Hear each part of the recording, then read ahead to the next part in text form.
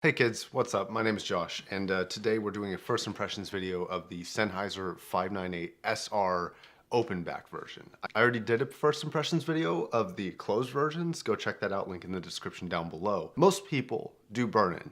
Most people either leave them for long enough or for some of the audio files, they will purposefully do a little bit of burn-in. But I wanted to make this video just to tell you what I experienced right out of the box with no burn-in, so that you know what to expect when you get them and you're not surprised. Now the full review is of course after burn-in and after listening to them for a long time, assessing them heavily. I just kind of want to go over a little bit as to what I hear on these now. And then real quick before I start, if you do want to see an unboxing of these things, I unboxed the 598s closed, and it's exactly the same packaging. Links to that are also down below. Okay, so as always, I'll briefly go over the build. For plastic, it's pretty solidly built. However, like every Sennheiser, it does kind of creak and moan a little bit when you move it around too much. Not horrible though. It comes with two cables. Both of them are kinked up because of how they come in the box. And even with a lot of straightening, it's still not perfectly straight. You know, it's not that big of a deal, but it's something worth noting for sure. The pads are comfortable in your hand, but they seem to be really thin on your ear. So it's comfortable, but it's not like a thick pad in terms of like width around your ear. It's more just like a hard line around your ear, if that makes any sense. The headband isn't comfortable at first, but it does kind of give way to your head after a couple minutes of having them on. I do know that these and the closed versions do tend to deteriorate a little bit over time, and they become a little bit more plush and then will eventually break. Something worth noting on these is the inside here has a little bit of a, I'm not sure if you can see that, but it has like a little bit of a line right here. It's actually a bulge on the inside. So the inside isn't completely flat. That bulge is like right on the back of your ear. It doesn't hit my ear, but it might hit yours. So be aware if your ears stick out or if you have larger size ears.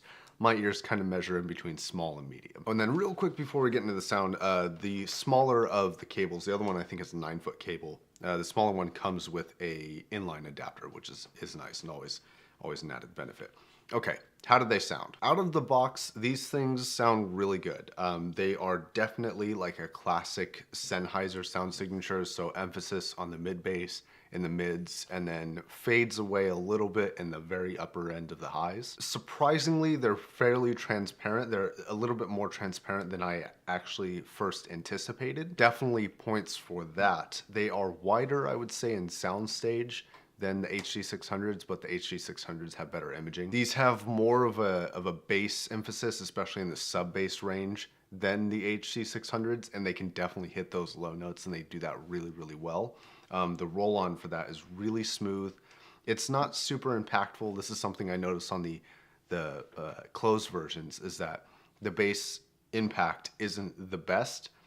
But after listening to the closed backs for a couple days, that actually changed on those, so it might change on these. So wait for the full review for me to kind of hit on that. Treble is clear. There is a little bit of a spike around 5, 6, 6.5-ish thousand range. It's not sibilant and it's not a ringing. It's just like there's something there that the driver just doesn't like doing, and you can hear it.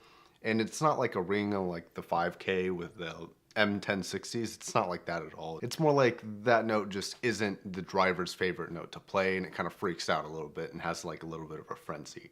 A great song for hitting that 5 to 6K mark is Adele's Hello. If you have a high quality version of that song, that girl can test speakers and headphones like no other.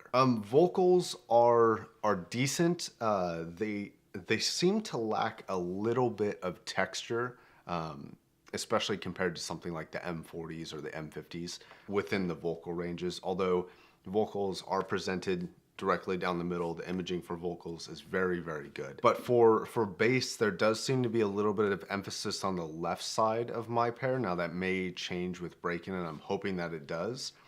Because it's weird that for certain things, the imaging is directly dead center, but for other things, it's not. I'm not really sure why. I have to listen to it a little bit more, switch out the cables, stuff like that. But it is something that I did notice and definitely thought I should bring up. So we will see where these go.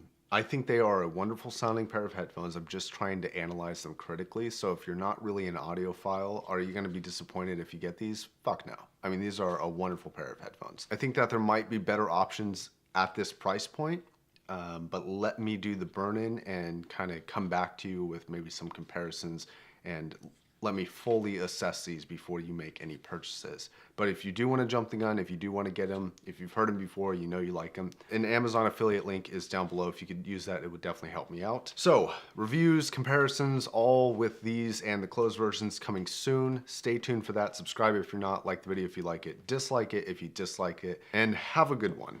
And don't drown, because that's pretty much always good advice.